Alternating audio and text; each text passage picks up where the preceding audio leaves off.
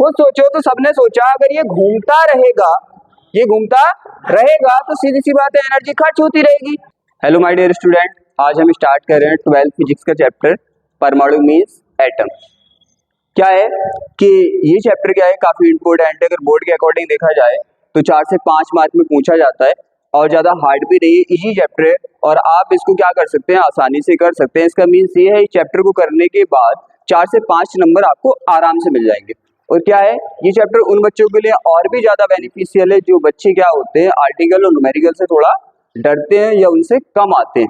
तो क्या करें, थ्योरिकल चैप्टर है, मोस्टली यहाँ से थ्योरिकल क्वेश्चन पूछे जाते हैं, तो आप इस चैप्टर को अच्छे से करें ताकि आपको थोड़ा रिलैक्स फील हो। तो अब हम स्टार्ट करते हैं चैप्टर को। तो क्या है कि यहाँ पे आपको क्या देखना है, पहले देखना है एटम्स के कुछ जनरल पॉइंट हम देखेंगे जिससे कि आपको चैप्टर में आगे कोई भी दिक्कत ना आए। यहाँ पे देखो, वैसे तो क्या है, वैसे तो हमने क्या किया था, डी और एफ ब्लॉक में और कोऑर्डिनेशन कंपाउंड उपसेसिजी यौगिक में भी परमाणु के स्ट्रक्चर को देखा था।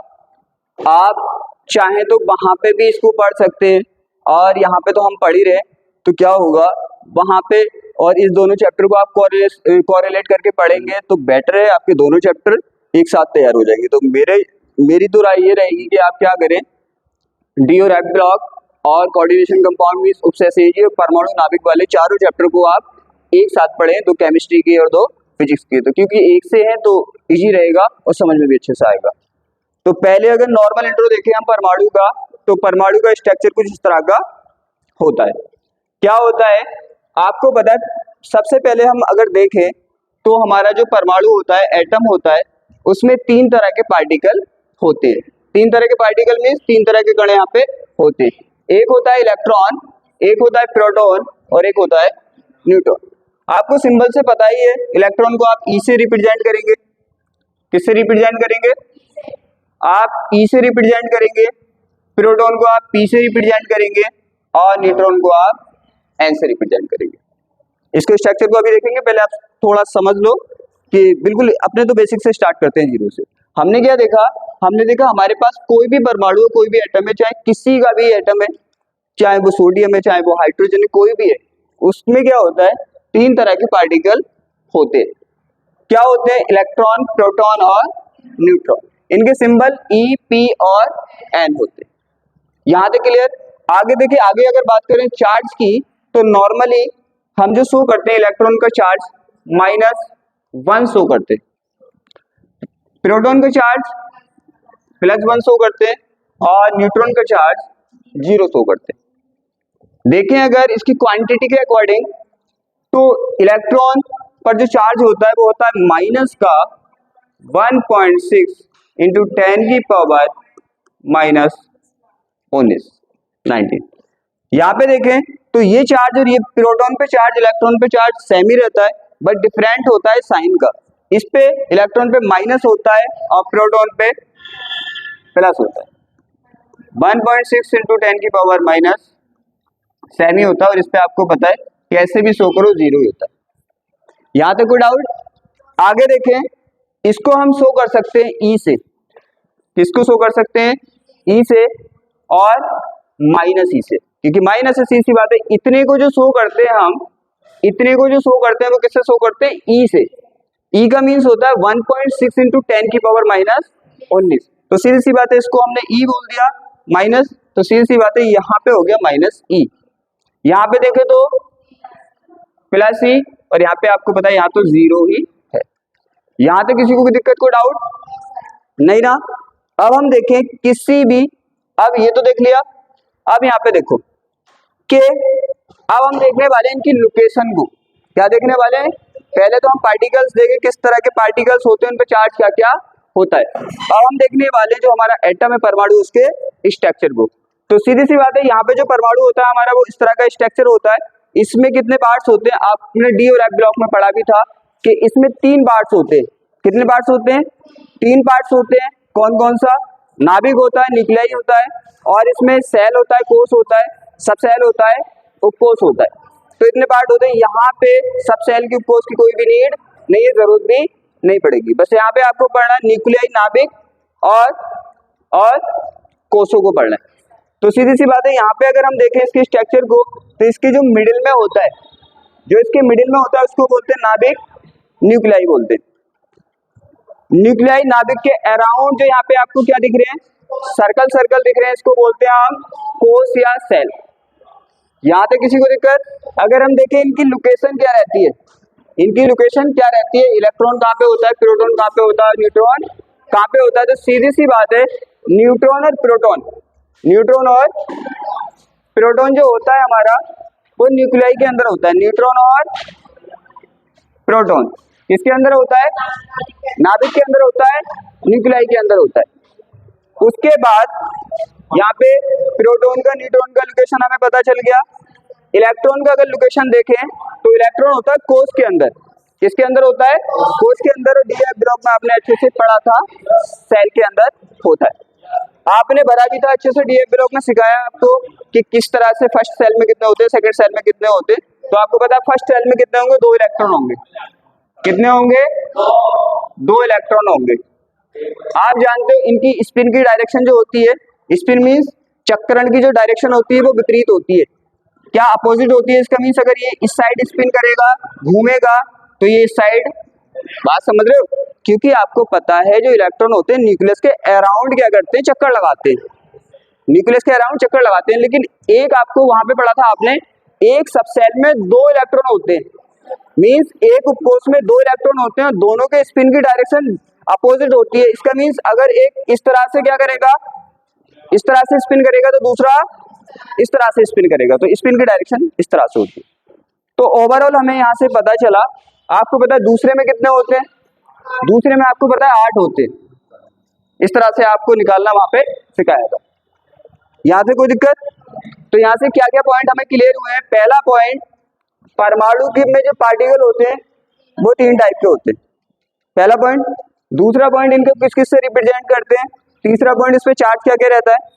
दूसरा, अमाउंट के अकॉर्डिंग चार्ज देखे तो क्या क्या रहता है, और सिंबल के अकॉर्डिंग देखे तो क्या क्या रहता है। दूसरा पॉइंट कि इनकी लोकेशन के अकॉर्डिंग देखें तो हमने देखा नाभिक का स्ट्रक्चर, तो मोस्टली 3 पार्ट्स होते हैं इसमें, एक पार्ट की सब सेल की उपकोष की जरूरत नहीं होती। तो हम किससे काम चला लेंगे, न्यूक्लियाई से और कोष से, सेल से काम चल जाएगा। तो हमने देखा क्या, न्यूक्लियाई के अंदर न्यूट्रॉन और प्रोटॉन होते हैं, और सेल के अंदर, कोष के अंदर इलेक्ट्रॉन होते हैं। तो हमने लोकेशन भी देख लिया किसका क्या होता है। अब आप खुद से देखो क्या है, चैप्टर बड़ा अच्छा है, ये चैप्टर बहुत अच्छा है, क्योंकि आपने अगर ये समझ लिया तो पूरा चैप्टर हो गया। आपने देखा इलेक्ट्रॉन क्या करते हैं, आपने देखा न्यूक्लियाई के अंदर न्यूट्रॉन और प्रोटॉन रहते हैं जाम का मतलब समझ लो एक ही जगह रहते हैं। और हमने देखा सेल के अंदर जो इलेक्ट्रॉन होते हैं वो क्या करते हैं, स्पिन करते हैं, चक्कर लगाते हैं। यहाँ तक किसी को डाउट नहीं ना। आप देखो क्या होता है, यहाँ तक क्लियर है। अब हम ये देखने वाले हैं कि यहाँ पे किस तरह से किस पे चार्जेस होंगे। अब हम न्यूक्लियाई की बात करें, न्यूक्लियाई मीन्स नाभिक की अगर बात करें तो सीधी सी बात है, नाभिक पे कैसा चार्ज होना चाहिए, प्लस चार्ज होना चाहिए। सीधी सी बात है, आपको पता है इस पे चार्ज किसकी वजह से जनरेट होगा, किसकी वजह से जनरेट होगा, जो इसमें होगा। न्यूट्रॉन इस पे कैसा चार्ज जनरेट करेगा, 0। प्रोटॉन कैसा जनरेट करेगा, प्लस। तो फाइनली अगर देखें तो 0 और प्लस को देखें तो प्लस चार्ज जनरेट होगा। तो एक पॉइंट क्लियर कि न्यूक्लियस पे पॉजिटिव चार्ज होता है। न्यूक्लियस पे कैसा चार्ज होता है, पॉजिटिव। को कितना होता है वो अभी हम समझने वाले। ठीक, आपको पता है सेल्स के अंदर अगर हम देखें इलेक्ट्रॉन है, निगेटिव चार्ज होता है, उसकी यहाँ पे जरूरत होती नहीं। क्लियर है। अब हम देखें रिप्रेजेंटेशन कैसे करते हैं, किसी भी परमाणु का रिप्रेजेंटेशन जो करते हैं हम दिखाते हैं, वो किस तरह से दिखाते हैं। फॉर एग्जाम्पल आपने बहुत देखा होगा, सोडियम को आपने देखा होगा 11 कितना होता है, Na कितना 23। बस एक पॉइंट और है, अगर ये 3-4 पॉइंट आपने कर लिए चैप्टर फिनिश यहीं पे। याद है, क्लियर है। सीधी सी बात है, आपको पता है कि ये तो यहाँ पे पढ़ाने की जरूरत नहीं, पढ़ चुके हैं हम, डी और एफ ब्लॉक इनमें पढ़ा था। आपको पता है इसको यहाँ पे जो लिखा होता है वो होता है परमाणु क्रमांक। क्या बोलते हैं इसको, परमाणु क्रमांक। परमाणु क्रमांक means atomic atomic number. Clear है? अगर यहां पे हम देखें तो ये होता है परमाणु भार, परमाणु भार, या इसको एक और बोलते हैं द्रव्यमान संख्या। क्या बोलते हैं? परमाणु भार का मीन्स तो आप जानते हो एटॉमिक मास, या एटॉमिक भार का मीन्स वेट बोलोगे तो और बेनिफिशियल रहेगा, क्योंकि भार का मीन्स वेट होता है, द्रव्यमान का मीन्स मास होता है। तो क्या होगा? एटॉमिक वेट बोलो यहाँ पे, क्योंकि भार है, भार मीन्स वेट होता है। यहां तक एक नेम और है इसका, द्रव्यमान संख्या। क्या है? द्रव्यमान संख्या। द्रव्यमान को क्या बोलोगे आप? यहाँ पे मास ही बोलोगे यार, स्टील्स तो है।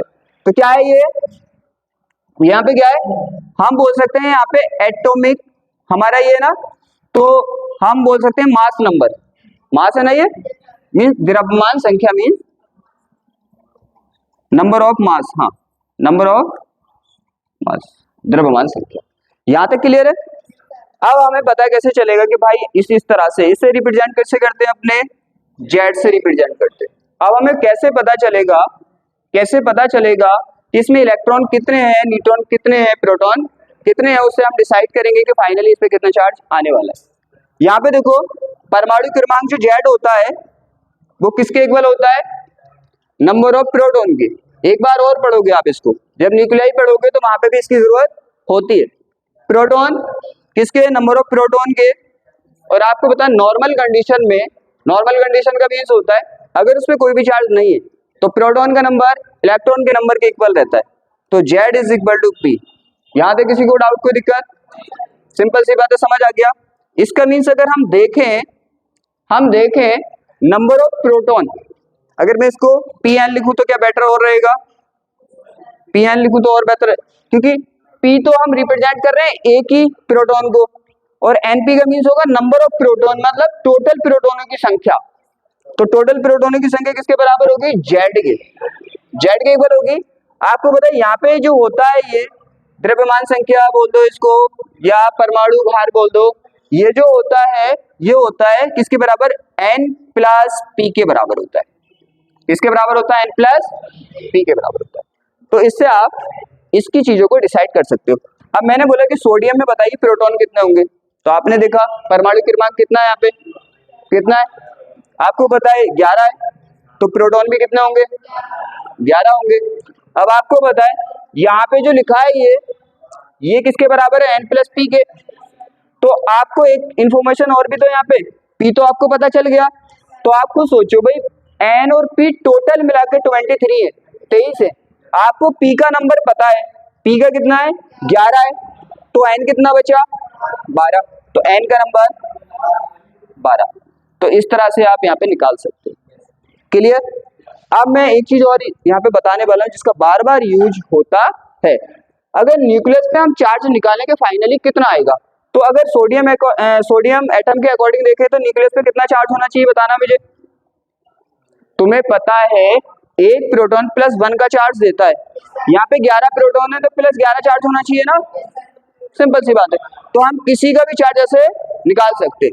इसका मीन्स क्या होगा, आप किसमें मल्टीप्लाई कर दो, और हम क्वांटिटी में अगर देखें, किसमें देखें, ये तो हम नॉर्मली प्लस माइनस से दिखाते हैं उसमें देख रहे हैं, क्वांटिटी में देखें तो क्या करोगे आप, जितने भी प्रोटॉन हैं उसको आप इसकी क्वांटिटी से मल्टीप्लाई कर दोगे। अगर मैं बोलूं कि बताना मुझे कि यहाँ पे जो परमाणु लिया है सोडियम का, फॉर एग्जांपल इस टाइम सोडियम का मान लो आप, सोडियम के लिया है, तो बताना ई की टर्म्स में, क्वांटिटी के टर्म्स में कितना चार्ज होगा।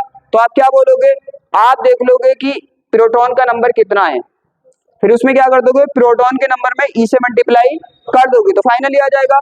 तो सीधी सी बात है, किसी भी न्यूक्लियस का अगर चार्ज आपको डिफाइन करना है तो आप उसके किसमें परमाणु क्रमांक में, एटॉमिक नंबर में आप उसकी ई से मल्टीप्लाई कर दो। तो सीधी सी बात है, अगर इसके लिए देखें तो कितना आएगा बताना मुझे, इसके लिए आएगा 11 ई आएगा ना। तो कहने का मीन्स ये, किसी भी न्यूक्लियस का चार्ज आपको निकालना है तो आप उसका जो क्या है परमाणु क्रमांक है Z है, उसमें ई से मल्टीप्लाई कर दो, आपका आ जाएगा। तो किसी भी न्यूक्लियस का कैसे निकाल सकते हो आप, ZE चार्ज होता है। पॉइंट क्लियर है? किसी भी न्यूक्लियस पे कितना चार्ज होता है? जेड ई। ई क्या है? एक प्रोटॉन पे चार्ज। जेड क्या है? उसका एटॉमिक नंबर बोल दो, चाहे प्रोटोनों का नंबर बोल दो, नंबर ऑफ प्रोटॉन बोल दो। क्लियर? क्लियर? अब आगे देखो, इसे देख लो, पूरे चैप्टर में यही पढ़ने वाले हो। देखो रदरफोर्ड ने क्या बोला, उसने क्या बोला, उसने क्या बोला। वो उनकी टेंशन थी, मालूम है क्यों? उनकी टेंशन ये थी कि उन्हें पता नहीं था कि परमाणु कैसा होता है। तुम्हारे तो आंखों के सामने रखा हुआ है। वो क्या थे? वो तो रिसर्च कर रहे थे। रिसर्च करके उन्होंने देखा कि किस तरह का परमाणु होता है, कैसा होता है। भाई तुमको टेंशन थोड़ी लेनी है, तुम्हारे तो सामने लिख रखा है, आप तो कुछ भी लिख सकते हो ना देख के। दो तरह से क्या होता है, पढ़ाई दो तरह से होती है। एक तो आप क्या करो, स्मार्ट तरीके से कर लो, स्मार्ट तरीके से कर लो, और एक आप मेहनत से कर लो। तो मेहनत हार्ड वर्क से अच्छा रहता है कि आप स्मार्ट तरीके से करो, सीधी सी बात है। तो मैंने बोला बस आप देख लो परमाणु को, अभी हम पूरा चैप्टर इसी से कर देंगे। आपको क्या दिख रहा है? मैंने बोला ना, रदरफोर्ड को पता नहीं था, किसी ने देखा नहीं था, तो उसने तो प्रैक्टिकल करके देखा कि कैसा होगा। आपके तो आंखों के सामने रखा है, तो आप देख सकते हो। बताओ मुझे कैसा दिख रहा है? परमाणु दिख रहा है आपको? आपको दिख रहा है कि परमाणु मोस्टली कैसा दिख रहा है? खोखला है, कुछ है ही नहीं इसमें। देखो खाली खाली है, दिख रहा है ना? आप देखो परमाणु कहां से कहां तक है और न्यूक्लियस कितना छोटा है, तो आपको दिख रहा है ना, एटम का परमाणु का साइज बहुत बड़ा होता है, न्यूक्लियस का साइज बहुत छोटा होता है। आपको एक चीज और दिख रही है, न्यूक्लियस पे कैसा चार्ज होता है? पॉजिटिव। यही पूरे चैप्टर में पढ़ने वाले। बात खत्म, चैप्टर तो यहीं पे हो गया। बस इतना ही पूछेगा। अब स्टेप स्टेप में इतने चलते रहेंगे, इतने चलते रहेंगे, बात यही आती रहेगी। ठीक है? हाँ जा सकते हो, जा भी सकते हो। अब आ जाइए, बेसिक नॉलेज क्लियर, पूरा चैप्टर इसी पे डिपेंड है। ये समझ आ गया, चैप्टर हो गया। अब देखो आ जाओ रदरफोर्ड पे। अब आ जाओ किस पे? रदरफोर्ड पे। एटॉमिक स्ट्रक्चर अच्छे से देख लिया, परमाणु का संरचना देख ली। अब मैं छोटी बना दूं, काम चल जाएगा।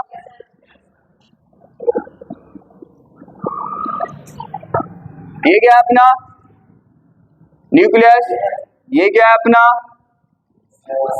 सेल या कोश, होता है ना इस तरह से, होता है। एन बीच में होगा, एनपी क्या होगा? अगर ना भी दिखे तो कोई दिक्कत नहीं है, एनपी लिख रहा हूं, आपको बना चुके हो आप, एनपी होता है। और आपको इस तरह से होगा। अब देखो रदरफोर्ड ने क्या किया, जब किसी को पता ही नहीं था कि परमाणु का स्ट्रक्चर कैसा होता है, वो कैसा होता है, तो रदरफोर्ड ने एक प्रैक्टिकल किया अल्फा कणों से। किससे? अल्फा कणों से। तो उसने बताया, उसके बाद प्रैक्टिकल करने के बाद, प्रयोग करने के बाद उसने बताया कि भाई परमाणु का स्ट्रक्चर ऐसा होता है। अब हमें पता चला है, हमें तो पता है ऐसा होता है, लेकिन ये पहले किसी ने सर्च ही तो किया होगा, पहले बताया तो होगा ना ऐसा होता है, तभी तो हमें पता चला है। तो ये रदरफोर्ड ने, इससे पहले भी एक मॉडल आया था, लेकिन वो अपने काम का नहीं है, आने वाला भी नहीं है। तो रदरफोर्ड से अपने को जो आना है मोस्टली करेंगे, क्योंकि एग्जाम का टाइम है। तो सीधी सी बात है, यहाँ पे अगर हम देखें तो उसने क्या किया, उसने अल्फा कणों को यूज किया। क्या किया? अल्फा कण। अल्फा कण की समझ लो क्या होता है, वरना बाद में डिसबैलेंस हो गया। अल्फा कण का मीन्स होता है, हीलियम देखा है आपने, हीलियम 2He4। अल्फा कण जो होते हैं, अल्फा पार्टिकल जो होते हैं, जो हीलियम होता है ना, उसके न्यूक्लियस को ले लो ओनली आप। क्या ले लो? आपको पता है हीलियम होगा तो इसका न्यूक्लियस भी होगा, और इसके क्या होंगे? कोष भी होंगे। इलेक्ट्रॉन कितने हैं इसमें? 2, तो एक ही काम कर जाएगा अपना सेल। तो क्या करो आप, क्या करो, केवल हीलियम परमाणु का नाभिक बाहर ले लो। क्या ले लो? ओनली नाभिक, न्यूक्लियाई बाहर ले लो आप, न्यूक्लियस बाहर ले लो, और इसी को क्या बोलते हैं आप? अल्फा कण, अल्फा पार्टिकल। क्लियर है? क्या बोलेंगे इसको? Alpha particle. अब मुझे बताइए अल्फा पार्टिकल पे चार्ज कैसा होगा? प्लस होगा, क्योंकि हर किसी न्यूक्लियस पे, न्यूक्लियाई पे पॉजिटिव चार्ज होता है, अभी हमने पढ़ा है। तो इस पे भी कैसा चार्ज होगा? प्लस चार्ज होगा, राइट? कितना होगा वो भी आप बता सकते हो। प्रोटॉन कितने हैं, तो चार्ज कितना होगा? +2। तो आप निकाल सकते हो, अब तुम समझदार हो। इसको बोलते हैं हमने अल्फा कण। क्या बोला? अल्फा कण मीन्स अल्फा पार्टिकल। यहाँ तक कोई दिक्कत? तो उसने सर्च करने के लिए उसने देखा कि भाई होता कैसा उसका स्ट्रक्चर, तो इसने एक सोने की पॉली ली, सोने की पिन्नी ली, Au की, गोल्ड की ली, और उसने क्या किया, पॉली को सामने रख के और उस पे अल्फा कण बहुत फास्टली डाले, तेजी से। क्या डाले उस पे? फास्टली डाले। जैसे अल्फा पार्टिकल इस तरह से डाल दिया, वो यहाँ से रखा हुआ है, और वो कंटिन्यू कंटिन्यू डालेगा डालेगा एंड डालेगा। यहाँ पे देखो उसने डाले इस तरह से, क्या डाल दिया वो अल्फा पार्टिकल डाल रहा है, डाल रहा है ऐसे, ये हल्का इधर निकल गया। निकलने वालों को अलग कलर से दिखा दो वरना दिखेंगे नहीं। यहाँ पे ये हल्का इधर निकला, ये हल्का इधर निकला, ये बेचारा वापस आ गया था लेकिन वापस आ गया। क्यों आ गया वही देखने वाले। आ गया तो आ गया, आ गया तो गया था और वापस। आप देखो क्या उसने डाले अल्फा कण। आपसे मैंने बोला आपको टेंशन लेने की जरूरत नहीं है, आपको जो भी कुछ है दिख रहा है, जो भी कुछ है दिख रहा है।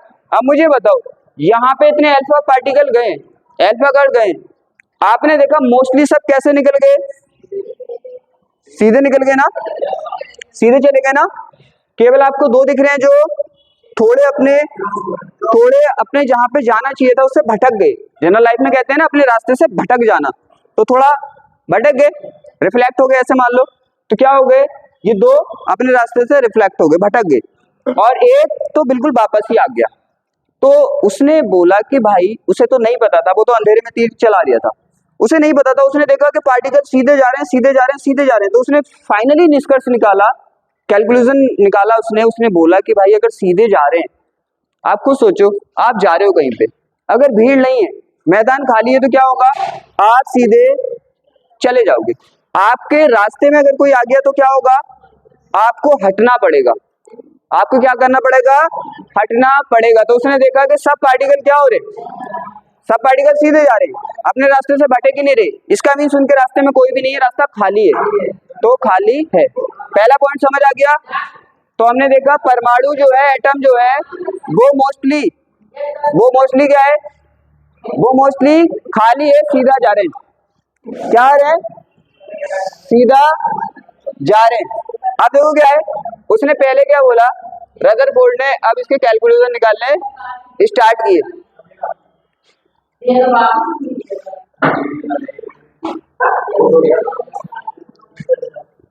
तो क्या, तो अब कैलकुलेशन पे आ जाएं।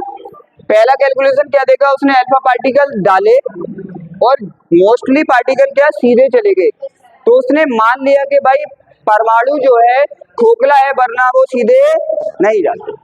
देखो यहाँ पे क्या, अधिकांश अल्फा कण क्या है, स्वर्ण पिंडी से क्या बिना विचलित हुए, बिना रिफ्लेक्ट हुए क्या सीधे निकल जाते हैं। इससे यह निष्कर्ष निकलता है कि परमाणु अधिकांश खोखला होता है। और आपको इतनी टेंशन लेने की जरूरत क्या है, आपको तो सामने दिख रहा है ना, अल्फा कण सीधे निकलना है, खोखला ही है, बात खत्म, लिख दो।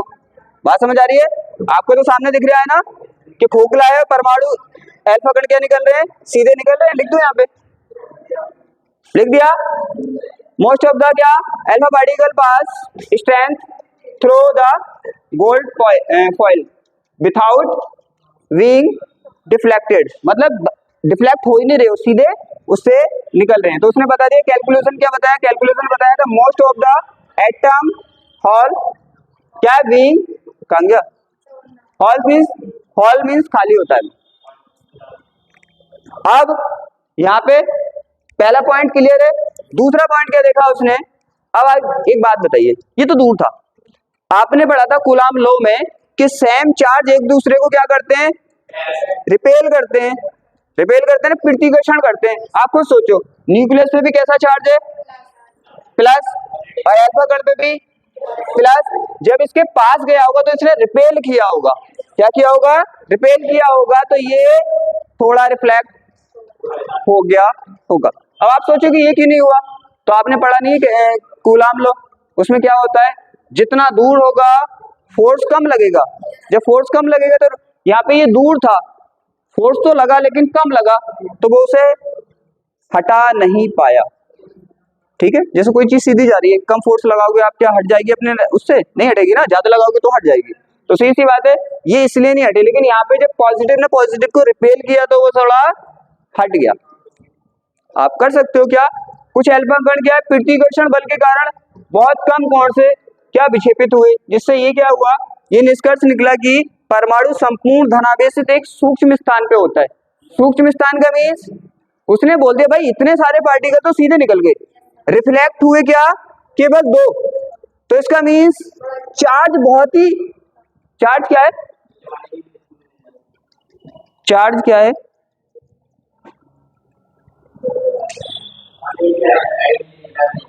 हो सकता है कट गई, आगे देख, आगे पेज पे देख लेंगे, आगे पेज पे होगी। तो ये हो गया। तो सीधी सी बात है, उसने ये कैलकुलेशन निकाला कि पॉजिटिव चार्ज, खुद सोचो देखो, पॉजिटिव चार्ज छोटे है, बहुत छोटी जगह है, तभी तो इनको 2 को रिफ्लेक्ट कर रहा है। पॉजिटिव चार्ज अगर पूरे एटम्स में होता, ज्यादा जगह होता तो ज्यादा रिफ्लेक्ट होते, ज्यादा रिफ्लेक्ट होते ना।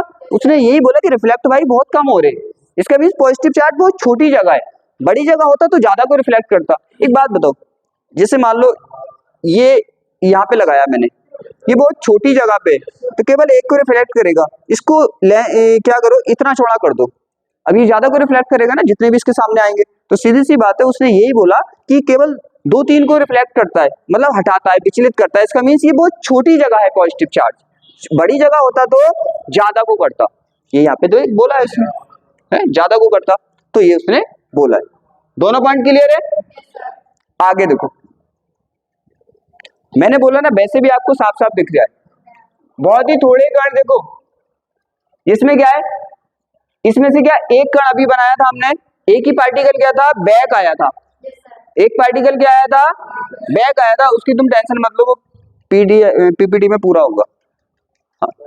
तो क्या है, एक पार्टिकल ही देखा था तुमने अभी, बैक आया था, एक ही पार्टिकल बैक आया था। अब खुद सोचो कि ये पार्टिकल बैक क्यों आया होगा, अपना माइंड लगा के बताओ। मैंने बोला रटना तो है नहीं, आपको तो सब कुछ यहाँ पे दिख रहा है, यहाँ पे भी पॉजिटिव और यहाँ पे भी। अब खुद बताओ, ये तो इसकी साइड से निकला था, जैसे मान लो कोई इंसान है, यहाँ पे इसकी साइड से निकल रहा है, तो क्या करोगे आप, आपकी साइड से निकल रहा है तो आप धक्का देके इस तरह से उसे साइड को कर दोगे, साइड को कर दोगे ना। लेकिन अगर सामने से आ रहा है तो ऐसे करके ढकेलोगे ना, ऐसे इसने किया है। पॉजिटिव का काम है ढकेलना, साइड से आया तो साइड को ढकेल दिया, सामने से आया तो पीछे को ढकेल दिया, बस ऐसे ही किया इसने। सामने को जैसे आया इसने पीछे को बैक ढकेल दिया। ध्यान रखना 3-3 नंबर में आते हैं, बिल्कुल इजी है ये। हाँ 5-5 3-3 नंबर में आ जाते हैं। यहाँ पे देखो क्या है, लौट आया मतलब 180 से आप क्या है, आप तो ये लिख देना वापस उसी पद में लौट आया। 180 लिखोगे नहीं लिखोगे कोई मतलब नहीं है, आप तो लिख देंगे क्या, बहुत ही थोड़े कण, मीन्स इतने में से ओनली एक कण उसी पद पर क्या है वापस आ गया, वापस आ गया ना। तो इससे अगर इसे छोड़ भी दोगे ना कोई दिक्कत नहीं, लिखना चाहो लिख सकते हो, अर्थात 180 के कोण पे लौट आए। जिससे क्या है, जिससे निष्कर्ष निकलता है कि नाभिक का आयतन परमाणु के कुल आयतन की कंपेयर में बहुत छोटा होता है। और आपको टेंशन लेने की जरूरत क्या है भाई, सामने दिख रहा है, देखो ये वाली बात तो सामने देख के ही बता सकते हो तुम। देखना परमाणु का जो है, एटम का जो साइज है न्यूक्लियस के साइज से कितना बड़ा है, तो न्यूक्लियस का साइज एटम के साइज में क्या है, बहुत छोटा, ये आपको सामने दिख भी रहा है, यही बोला है। तो क्या है, क्लियर है। तो क्या वेरी फ्यू पार्टिकल्स क्या कर रहे हैं, return from the same path, उसी पाथ में वापस आ गए, क्या रिटर्न एट क्या एंगल, मैंने बोला ये लिखना चाहो लिख सकते हो, छोड़ना चाहो छोड़ सकते हो।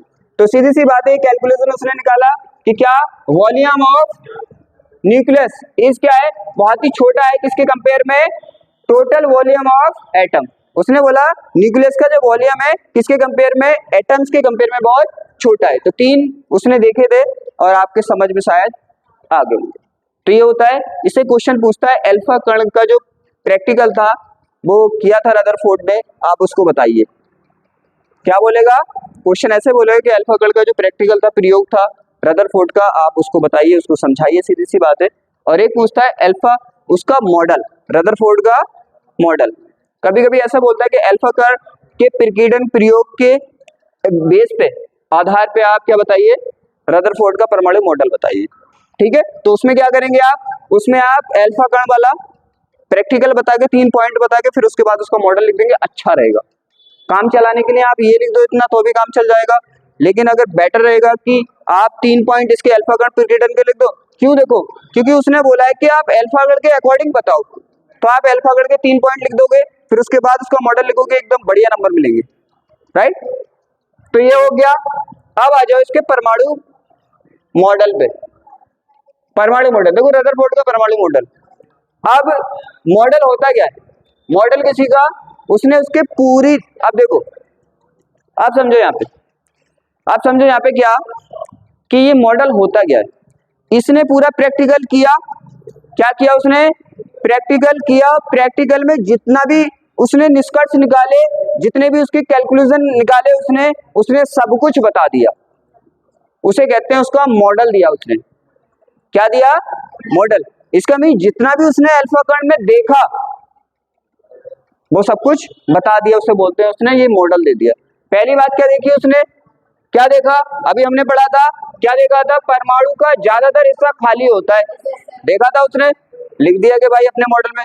ये तो बात समझ आ रही है। मॉडल का मीन्स क्या होता है?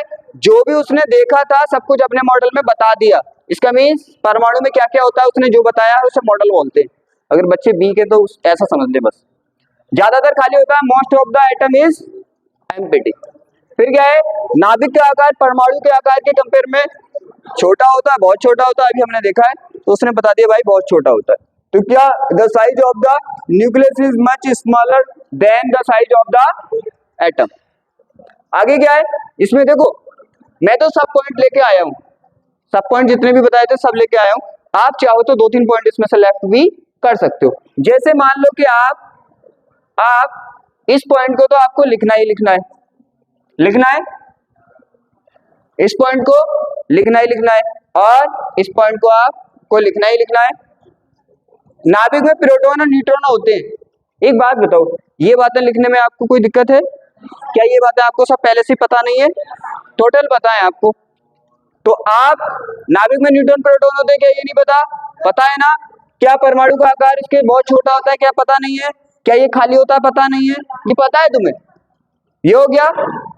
इसको चाहो तो आप लेफ्ट कर सकते हो, पॉइंट चाहो तो लिख सकते हो, मैं तो सभी पॉइंट लाया हूं। फिर अगला क्या है? इलेक्ट्रॉन नाभिक के चारों ओर वृत्ताकार कक्षा में घूमते हैं। तो क्या करते हैं? इलेक्ट्रॉन क्या रिवॉल्व अराउंड, क्या around the nucleus in circular orbits. Means इस तरह से ऑर्बिट्स में अराउंड घूमते हैं। ये वाली बात मैंने पहले ही आपको बताई थी। मैंने बोला था जितने पॉइंट वहां पे वही आपको पॉइंट करने। तो क्या होते हैं? उसके अराउंड घूमते हैं। और आपको पता है इलेक्ट्रॉन और नाभिक के बीच स्थिर वैद्युत आकर्षण बल होता है। तो क्या बोला है? There is the electrostatic static attraction force between the electron and the nucleus. इस पॉइंट को आपको समझना पड़ेगा। देखो कैसे कैसे आप बोलोगे हाँ यार ये तो पता है हमें। आप खुद सोचो, न्यूक्लियस पे कैसा चार्ज होता है? पॉजिटिव। इलेक्ट्रॉन पे कैसा चार्ज होता है? नेगेटिव। दोनों पे चार्ज कैसा है? डिफरेंट, अपोजिट है, अपोजिट है ना। और आपको पता है अपोजिट चार्ज, विपरीत चार्ज एक दूसरे को आकर्षित करते हैं, तो अट्रैक्शन होगा। ये पढ़ा था ना कूलाम लॉ में, सीधी बात है। वही बोला है कि न्यूक्लियस के अंदर इलेक्ट्रॉन, न्यूक्लियस में इलेक्ट्रॉन में क्या होगा? अट्रैक्शन फोर्स जनरेट होगा। ये आपने पढ़ा है। ये पॉइंट भी समझ आ गया? बहुत बढ़िया, पढ़े लिखे लग रहे हो मुझे। ये हो गया। तो आपको ये भी मैंने बताया था कि ये क्या करते हैं? अराउंड घूमते हैं, कोई दिक्कत नहीं है। और इलेक्ट्रॉन और नाभिक के बीच क्या होता है? स्थिर वैद्युत आकर्षण बल होता है। यहाँ पे कोई दिक्कत? तो इतने पॉइंट आपको करने, इतने पॉइंट आपको करने। और ये वाला पॉइंट अगर आप चाहो तो छोड़ सकते हो, चाहो तो कर सकते हो। परमाणु में जितने इलेक्ट्रॉन होते हैं इतने ही प्रोटॉन होते हैं, ये तुम्हें पता भी है, ये तुम्हें पता भी है। सबसे पहले मैंने यही चीजें बताई हैं, इसीलिए यहाँ पे दिक्कत नहीं आनी चाहिए। इसे चाहो तो कर सकते हो, इसे चाहो तो छोड़ भी सकते हो, आपकी मर्जी। इंपोर्टेंट पॉइंट तो जरूर लिखनी है एग्जाम में। और क्या है? प्रोटॉन इन एन क्या atom as there are electron, दोनों सेम होते हैं। क्या है? रदरफोर्ड ने परमाणु नाभिक के अस्तित्व की खोज की। इसने बताया, मोस्टली अस्तित्व की खोज का मीन्स होता है इसकी जो स्टेबिलिटी बताई नाभिक के बारे में, जो मोस्टली बताया वो किसने बताया? रदरफोर्ड ने उसकी स्टेबिलिटी के बारे में बताया। लेकिन एटम की स्टेबिलिटी के बारे में ये नहीं बता पाया। अभी हम इसकी कमियों को भी देखेंगे। यहां तक कोई दिक्कत? क्या बताया? Rutherford discovered the discovered the, देखो आगे तो नहीं, कहीं कहीं पे लाइन थोड़ी वो हो गई। अब यहाँ पे किसी को कोई दिक्कत, समझ तो आ गया, इतने पॉइंट है देखो आप जनरली, और आप तो टेंशन बिल्कुल लो मत। क्यों मत लो? क्योंकि ये पॉइंट सबसे पहले मैंने इसीलिए बताए हैं, ये आपको पता है। चले आगे। अब इसकी कमियां भी रही है, तो क्या पॉइंट मोस्टली आपको करने ही करने हैं, पहला, दूसरा, तीसरा चाहो करो छोड़ो, चौथा, पांचवा और सातवां, ठीक है। ये दो चाहो तो आप लेफ्ट भी कर सकते हो, लिख दोगे अच्छा, नहीं करोगे तो। अब आता है कमियां, अब आता है कमियां, इसकी कुछ कमियां भी रही, क्योंकि तुम्हें पता है सबसे पहले एक वैज्ञानिक आए थे, उन्होंने कुछ बताया था, उनका तो बिल्कुल ही बेकार था, उसकी जरूरत भी नहीं होती, इसलिए हमने उसका कुछ डिस्कशन ही नहीं किया। फिर ये आए, फिर इसमें भी कुछ कमियां, फिर आगे वो एक और आएंगे, वो उसमें कुछ कमियां को उनकी दूर करेंगे।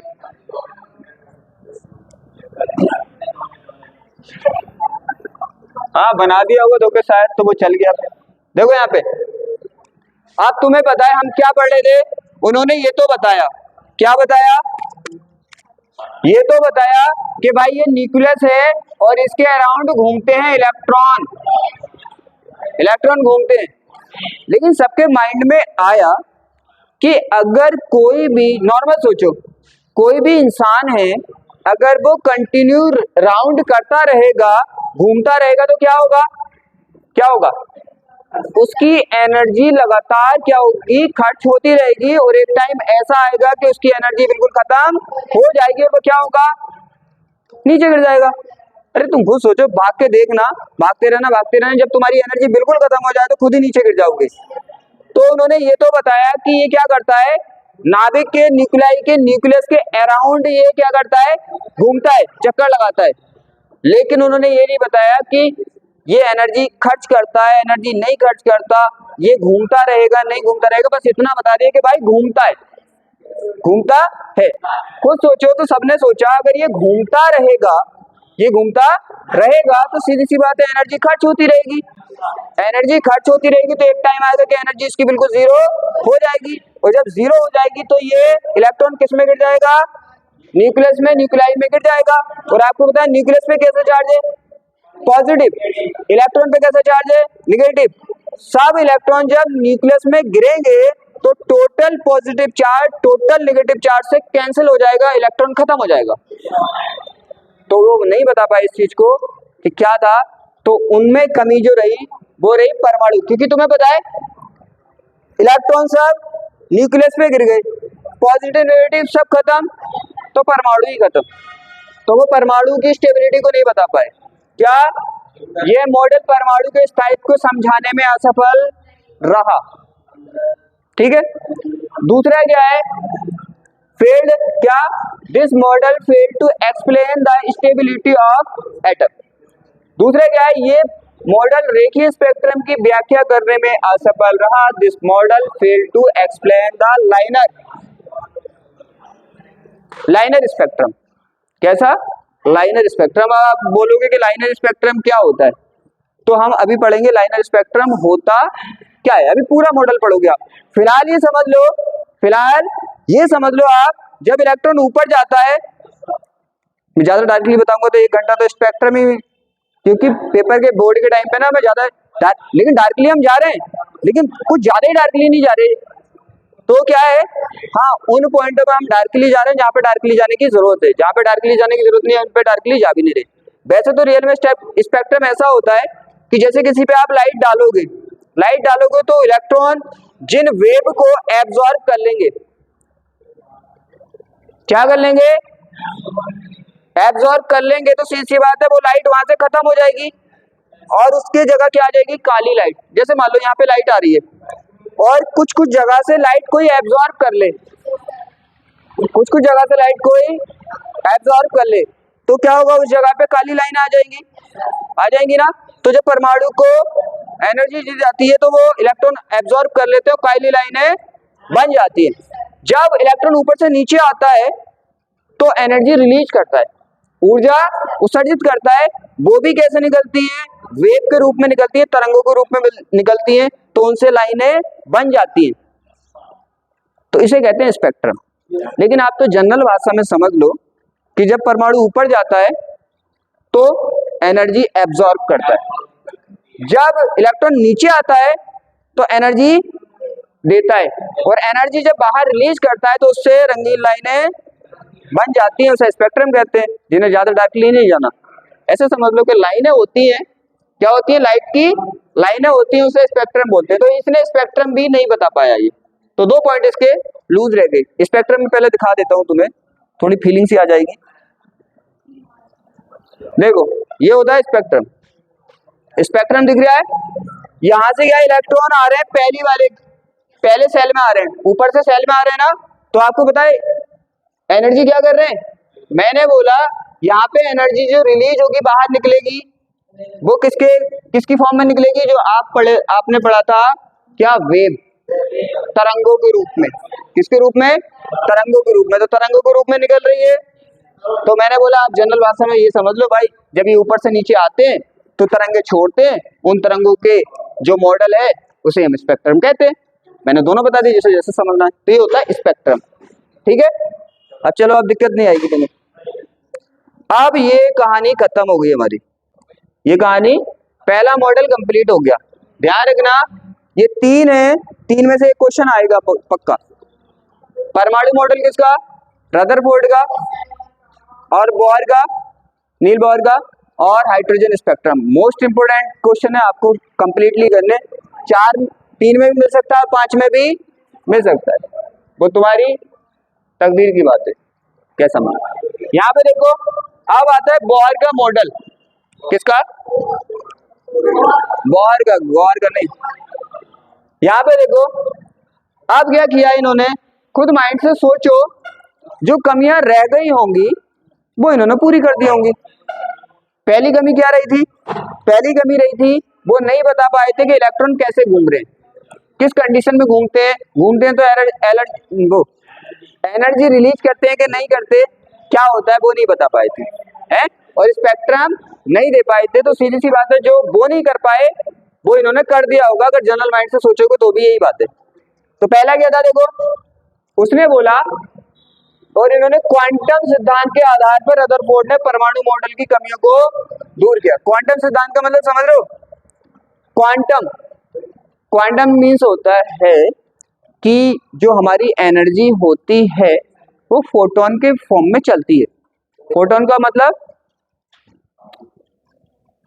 एक पॉइंट है यहाँ पे समझ लो, देखो पॉइंट तो अपनों को पढ़ने पड़ेंगे वरना समझ नहीं आएगा। फोटोन बोल दूंगा, फोटोन का मीन्स होता है जब एनर्जी आती है तो पैकेट के फॉर्म में आती है, छोटे छोटे पैकेट होते हैं। क्या होते हैं, छोटे छोटे, जैसे पार्ले जी का छोटा पैकेट, तो क्या भरा है उसमें, पार्ले जी। एनर्जी का छोटा पैकेट, एनर्जी का छोटा पैकेट है तो उसमें एनर्जी भरी होगी। तो एनर्जी जो चलती है, मैंने एक बार बताया था कि बिल्कुल ही अगर सिंपल समझना है वेव को, तो आप ये समझ लो कि एनर्जी एक जगह से दूसरी जगह जा रही है। वैसे फर्स्ट ईयर में पूरा चैप्टर है? तो हमने बोला था वेव क्या है, एनर्जी एक जगह से दूसरी जगह जा रही है ना, लेकिन जा रही है पैकेट की फॉर्म में। जैसे हम किसी मटेरियल को एक जगह से दूसरी जगह पैक करके भेजते हैं, तो इसे बोलते हैं फोटोन। क्या बोलते हैं, फोटोन। और इनकी एनर्जी जो होती है, आपने पढ़ा था इलेक्ट्रोमैग्नेटिक वेव वाले चैप्टर में, इनकी एनर्जी जो होती है कितनी होती है, E equal to h mu. क्या होती है, एच म्यू। आपको पता है ये एनर्जी है, एच प्लांक नेतांक मींस प्लांक कांस्टेंट है, और आपको पता है यहाँ पे म्यू क्या है, एन भी दिखाते हैं आप इसको, आवृत्ति भूल गए, क्या है इसकी, आवृत्ति। आवृत्ति मींस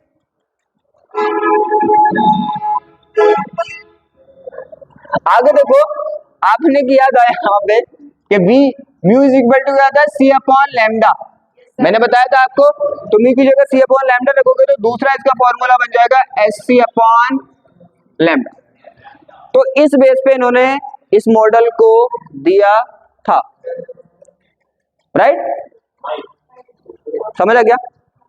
अब ये जैसे मैं यहाँ पे क्वांटम सिद्धांत आ गया, तो तुम्हें यही नहीं पता हो क्वांटम क्या होते हैं, फोटोन क्या होते हैं, तो दिक्कत आएगी। तो हमने समझ लिया।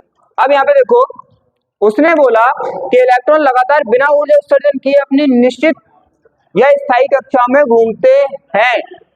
अब इसने देखो बात क्लियर कर दी कि भाई जैसे तुम नॉर्मल लाइफ में अगर घूमोगे तो तुम्हारी एनर्जी खर्च होगी, लेकिन उन्होंने बोल दिया अगर ये अपनी कक्षा में घूमेंगे, मींस जैसे मान लो तुम अपने घर भी चक्कर लगाओगे तो भी एनर्जी खर्च करके नीचे ही गिरना है तुम्हें, दूसरे के घर जाकर चक्कर लगाओगे तो भी एनर्जी खर्च करके नीचे ही गिरना है तुम्हें, तो दोनों में क्या होगा, आप नीचे ही गिर जाओगे, खत्म हो जाएगी।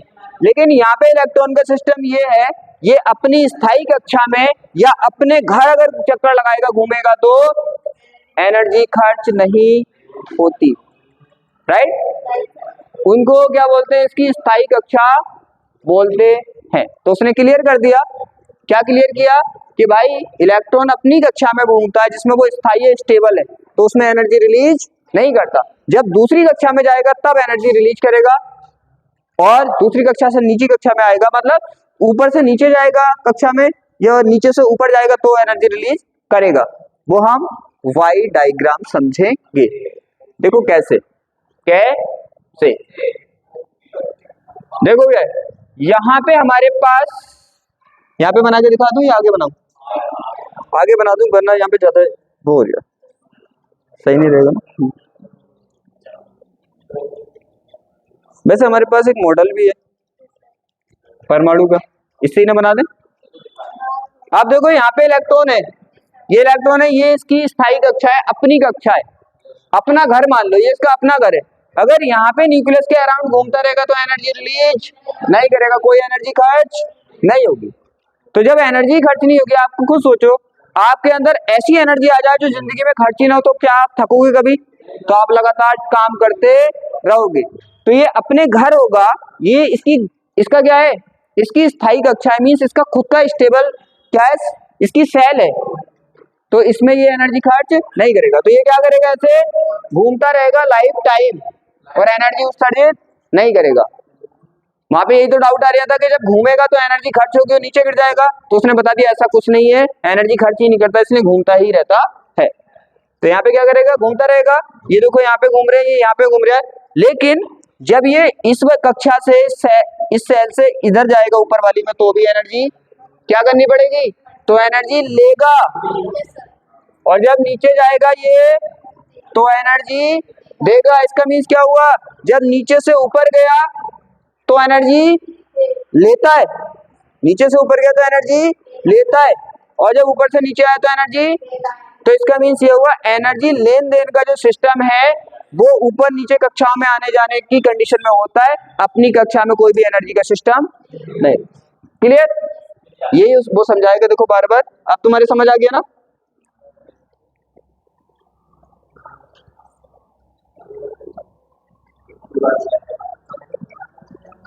देखो उसने ये बोला है, यही बोला है, पॉइंट आपके समझ आ जाएंगे।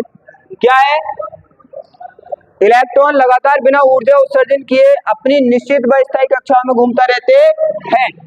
क्या, इस प्रकार प्रत्येक कक्षा की ऊर्जा की मात्रा निश्चित होती है, जिन्हें ऊर्जा स्तर कहते हैं। और ये भी बताया आपको, आपने वहां पे पढ़ा था कि जब इलेक्ट्रॉन को भरते हैं आप तो ऊर्जा के क्रम में भरते हैं, जिसकी ऊर्जा कम होती है पहले इलेक्ट्रॉन उसमें जाता है, जिसकी ऊर्जा और ज्यादा होती है फिर उसमें जाता है। इसका मीन्स ये हुआ कि सीधी सी बात है, अलग अलग कक्षाओं की एनर्जी अलग अलग होती है। जैसे देख लो आप, पहली कक्षा की बात करें तो एनर्जी अलग होगी, दूसरी सेल की या कक्षा की बात करें उसकी एनर्जी अलग होगी। तो हर कक्षा की सेल की एनर्जी क्या होती है, अलग अलग होती है। ये वो बोलना चाह रहा था।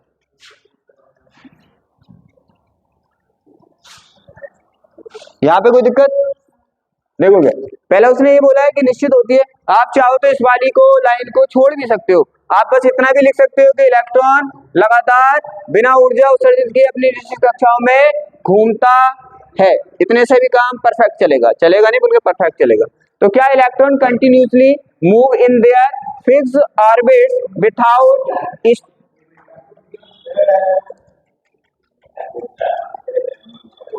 बहुत बढ़िया। क्या, इमिटिंग एनी एनर्जी, मतलब बिना एनर्जी रिलीज किए वो घूमता रहता है। दूसरा देखो, इलेक्ट्रॉन केवल उन्हीं कक्षाओं में घूम सकता है जिनका कोणीय संवेग का मान n अपॉन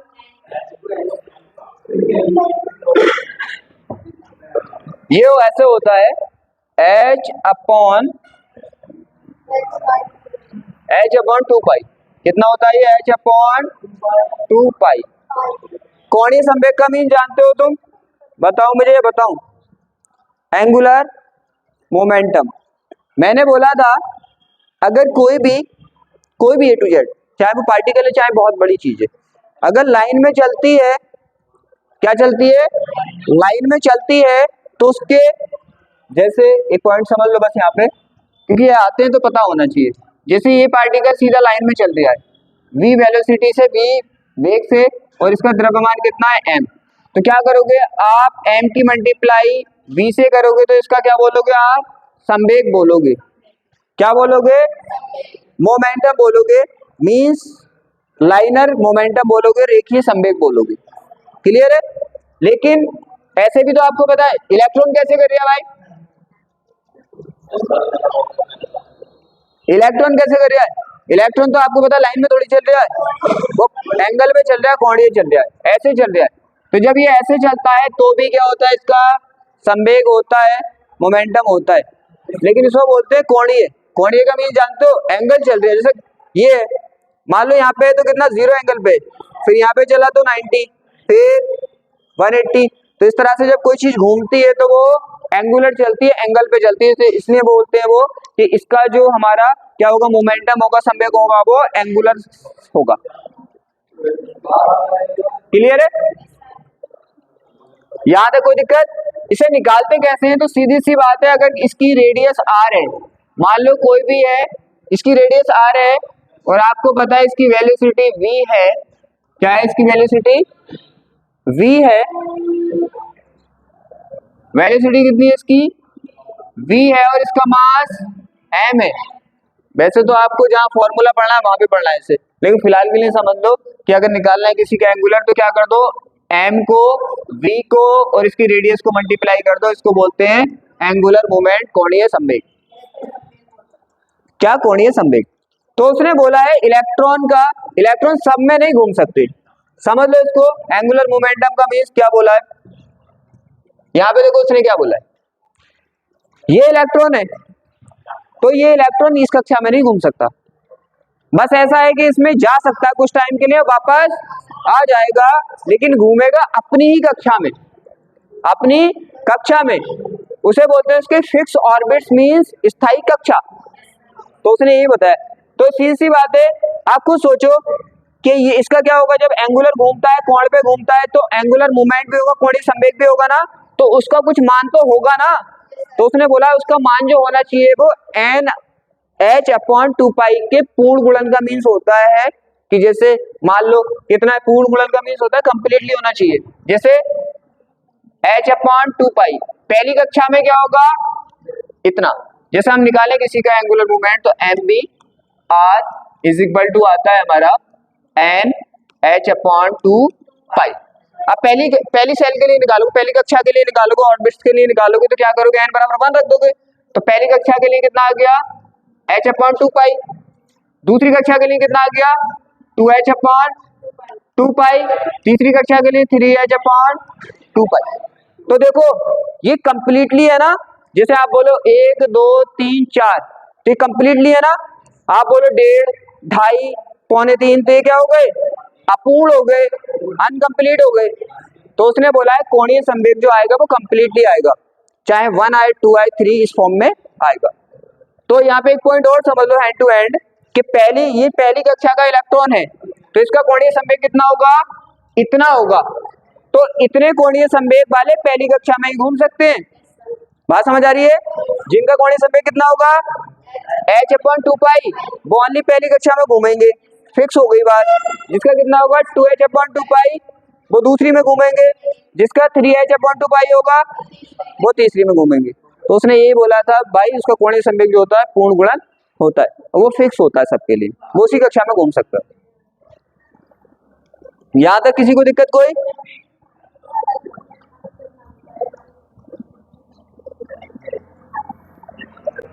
देखो ये ना, समझ आ गया ये वाला पॉइंट?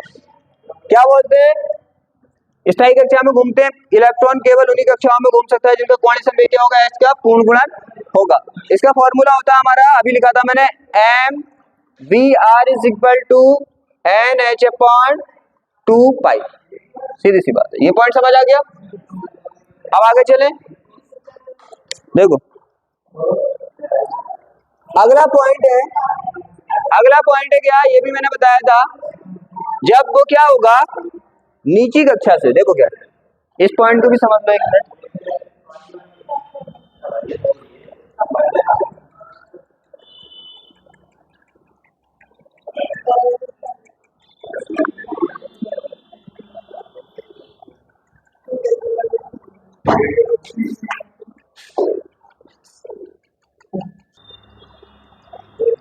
यहाँ पे आप समझना है एनर्जी को, ये तो संवेग समझ आ गया, सबका अलग अलग होगा, जिसका जितना होगा वहीं पे घूम सकता है। अब आता है एनर्जी का, देखो इसकी एनर्जी अलग होगी, इसकी एनर्जी अलग होगी। आपको पहले सिंपल में समझा देता हूँ, फिर फॉर्मूले से आप किसी की एनर्जी भी निकाल सकते हो। सिंपल में मान लो कि इसकी कितनी है, -1 है, इसकी कितनी है, ये तो आपको पता है माइनस में होती है। माइनस में इसलिए होती है, जिसकी एनर्जी माइनस में होती है वो वहां पे स्टेबल रहता है, अगर उसकी एनर्जी प्लस में ही वहां से भाग जाएगा। अगर इस एटम के अंदर इलेक्ट्रॉन की एनर्जी पॉजिटिव हो गई तो यहाँ से एटम से बाहर भाग जाएगा। जैसे अपने पृथ्वी पे रह रहे हैं, अगर अपनी एनर्जी टोटल कितनी है, निगेटिव है, अगर पॉजिटिव हुई तो क्या होगा, अपने यहाँ से मूव कर जाएंगे। तो यहाँ पे क्या होगा, ये बात समझ आ गई। तो सीधी सी बात है, इनकी एनर्जी क्या होती है, अलग अलग होती है। इसकी -1 मान लो तो इसकी क्या मान लो, माइनस के 0.5। तो उसने यही बोला है कि इनकी एनर्जी क्या होती है, अलग अलग होती है। अब खुद सोचो, यहाँ पे वो रहेगा जिसकी एनर्जी कितनी होगी, फॉर एग्जाम्पल -1, इसकी एनर्जी, बाकी हम फॉर्मूले से निकाल सकते हैं, सीधी बात है, आपको समझाने के लिए। यहाँ पे वही रहेगा, इस सेल में कौन रहेगा जिसकी एनर्जी 0.5 होगी। अब एक बात बताइए आप कि अगर इस इलेक्ट्रॉन की एनर्जी कितनी हो जाए, 0.5 हो जाए, तो कहाँ पहुंच जाएगा वो, 0.5। कहने का मीन्स ये है, जिस सेल की एनर्जी जितनी होगी उसमें उसी एनर्जी का इलेक्ट्रॉन रह सकता है। अगर यहाँ पे जाएगा तो इसे क्या करना पड़ेगा, ये इलेक्ट्रॉन यहाँ पे, अगर ये यहाँ पे जाएगा, इस सेल में रहेगा, तो इसकी एनर्जी पहले 0.5 होनी चाहिए। तो सीधी सी बात है, ये 0.5 कर लेगा फिर जाएगा, तो इसे लेनी पड़ेगी। जब ये बैक जाएगा तो कितनी होनी चाहिए इसकी एनर्जी, कितनी, -1 होनी चाहिए, तो फिर बैक चला जाएगा। ये तुम्हें नॉर्मल समझाने के लिए बताया, बाकी हम एनर्जी के फॉर्मूले से निकाल देते हैं। कोई दिक्कत यहाँ पे?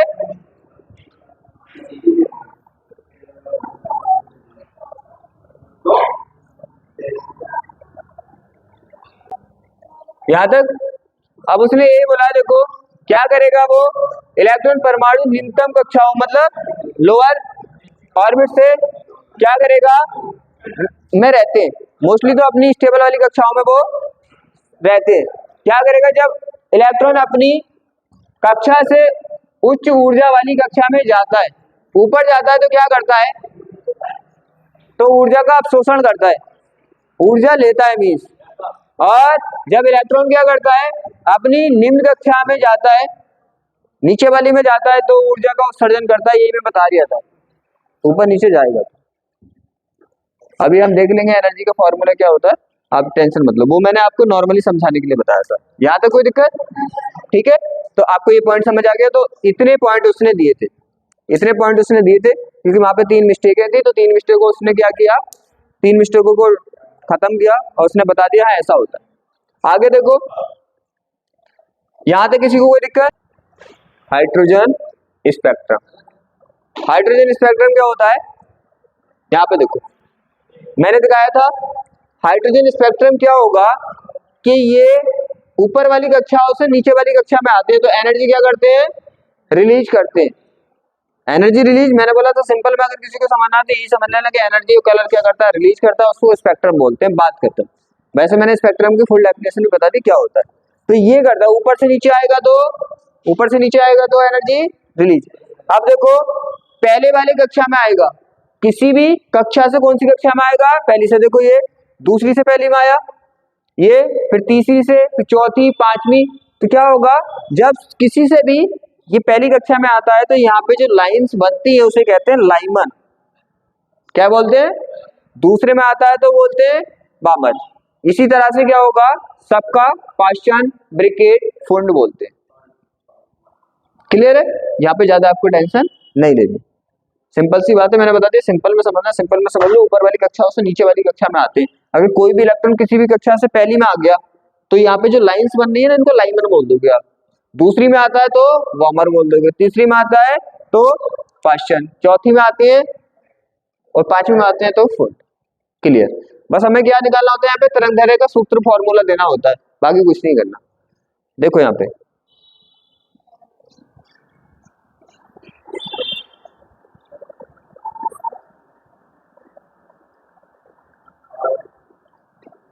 पे देखो क्या होगा, जैसे माना कि हाइड्रोजन परमाणु की दो ऊर्जा स्तर N1 N2 है, इनकी ऊर्जाएं क्या है, परमाणु दो ऊर्जा स्तर N1 N2 है जिनकी ऊर्जाएं E1 E2 है। यदि परमाणु का संक्रमण ऊर्जा स्तर N2 से निम्न ऊर्जा स्तर N1 में होता है तो E1 E2 ऊर्जा फोटोन के रूप में उत्सर्जित होती है। मैंने वहां पे जो छोड़ा था ना आपके लिए कि मैं ऊर्जा का कॉन्सेप्ट एक साथ बताऊंगा, अब देखो क्या है, अब आपको यहाँ पे कॉन्सेप्ट समझना है ऊर्जा का। अब चलते हैं अपने क्वेश्चन पे, उस पे क्या था, यहाँ पे जो उसने बोला था बोहर ने लास्ट पॉइंट,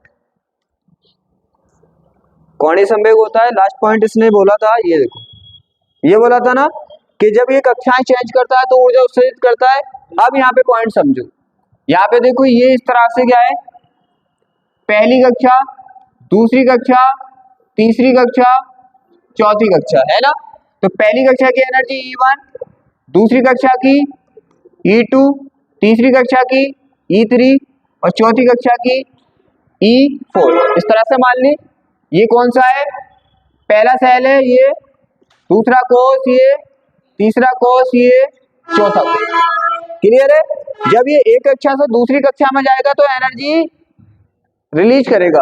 अब मान लो ये पहली से दूसरी में गया, कहां से गया, पहली से दूसरी में, तो कितनी एनर्जी रिलीज करेगा, E2 माइनस E1, और वो भी किस फॉर्म में रिलीज करेगा, किस फॉर्म में, तरंग के रूप में ही, तरंग की फॉर्म में ही करेगा। तो हम क्या लिख सकते हैं, डेल्टा E इतनी रिलीज करेगा।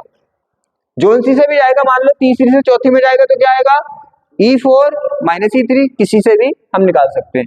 फाइनली ये एनर्जी किस फॉर्म में मिलती है आपको, H म्यू में। किसमें मिलती है, आपको ध्यान करो, H म्यू में मिलती है। अगर इसको भी हम H म्यू में लिखें तो H म्यू, मैंने बोला किसी की भी एनर्जी को क्या फॉर्मूला होता है, H म्यू, और एक होता है Sc/λ। तो हम H म्यू की फॉर्म में लिखे, इसे चाहे तो इसे भी लिख सकते हैं ना। तो यहाँ पे H तो सबके लिए कांस्टेंट है, यहाँ पे क्या आ जाएगा μ2, और यहाँ पे क्या आ जाएगा H म्यू 1, राइट। तो किसी की एनर्जी ऐसे निकालते हैं, यही बोला था उसने कि इतनी एनर्जी उत्सर्जित करेगा, अगर ये ऊपर वाली में गया तो इतनी ले लेगा और नीचे वाली में गया तो इतनी दे देगा। अब पॉइंट क्लियर है, तो इसलिए मैंने नहीं बताया था, क्योंकि अब कोरिलेशन करके आप समझ सकते हैं, क्योंकि ऊर्जा स्पेक्ट्रम और ये एक ही है ना, वहां पे करता है। देखो स्पेक्ट्रम ऐसे तो कर रहे हैं, ऊपर से आ रहे हैं, नीचे तो एनर्जी दे रहा है ना, ये। अब ये पॉइंट शायद समझ आ गया होगा। अब क्या करना है, आप शॉर्ट में कैसे करोगे इस क्वेश्चन को, वैसे तो ये पता नहीं क्या क्या होता है, लेकिन आप बिल्कुल शॉर्ट में से कर सकते हो। शॉर्ट में कैसे करना है, आपको तो बोलना है कौन से इस तरह से डाल दिया आपको, N1 से N2 में, N1 N2 दो स्तर है।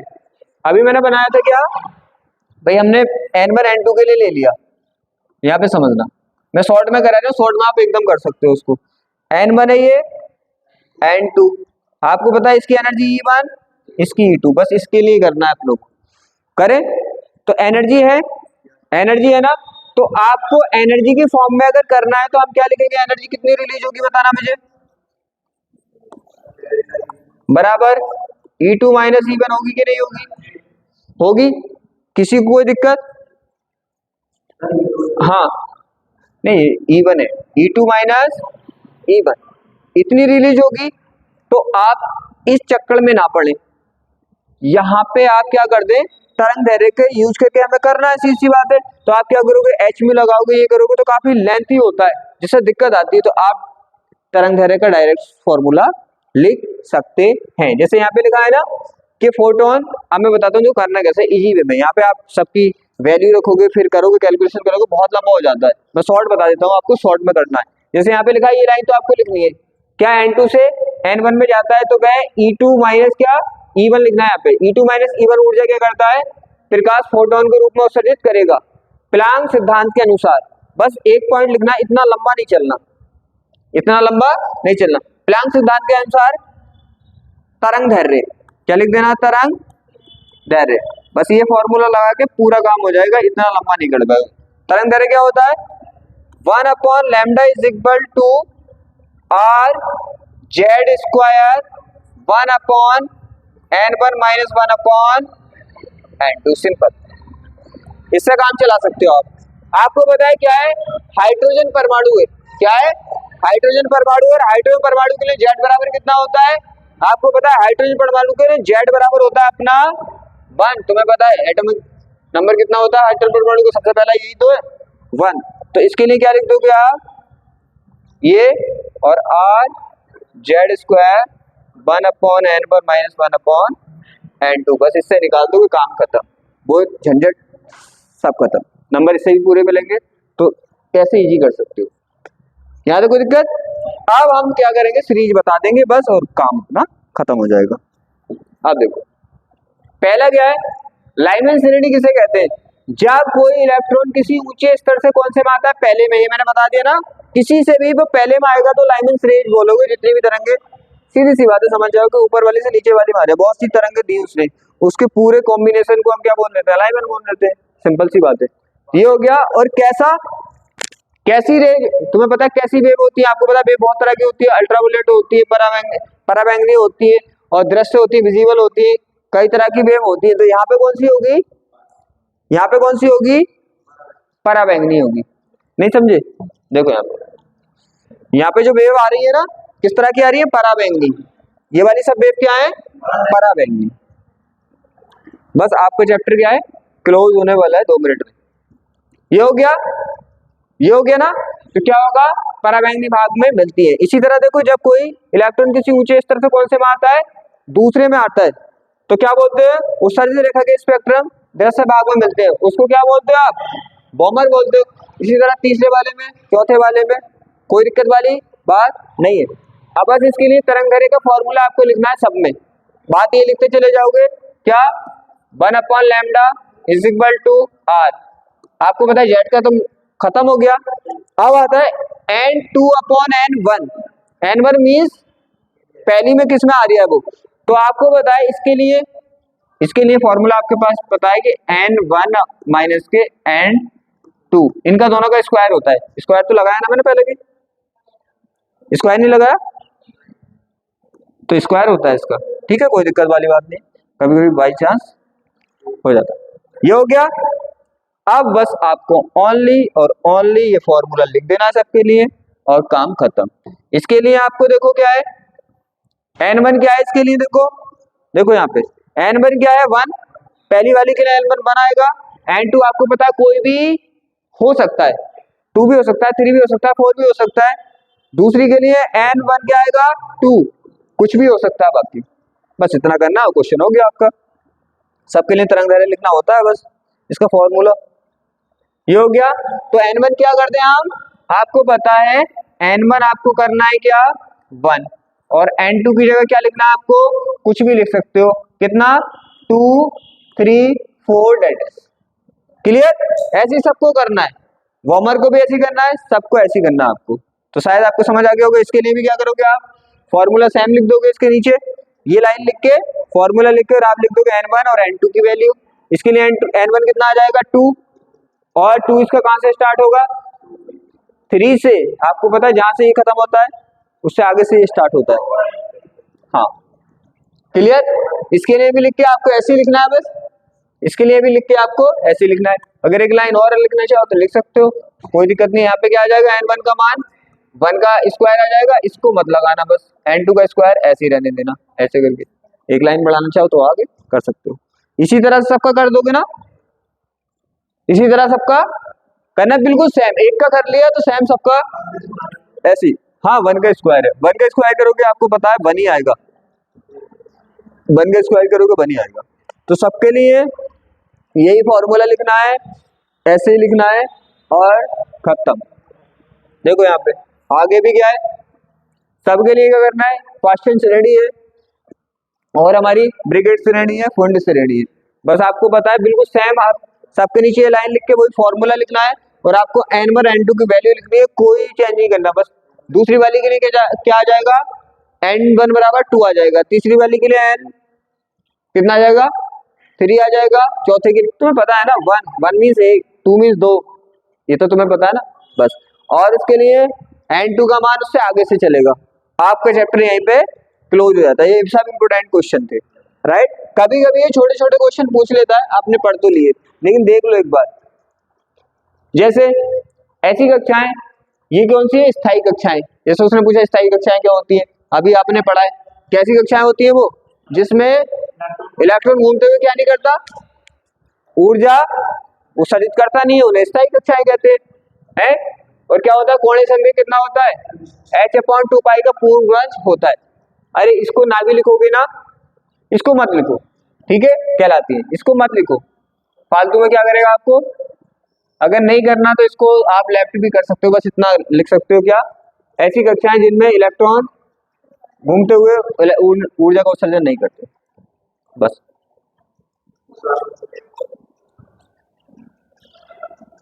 बस अब आपको आगे नहीं करना, एनर्जी समझ आ गई, ऊपर नीचे कैसे देता है। अब क्या है, हम आज की क्लास में क्या करते हैं, अब यहाँ पे क्लोज कर देते हैं और हमारा ये चैप्टर क्लोज हो गया।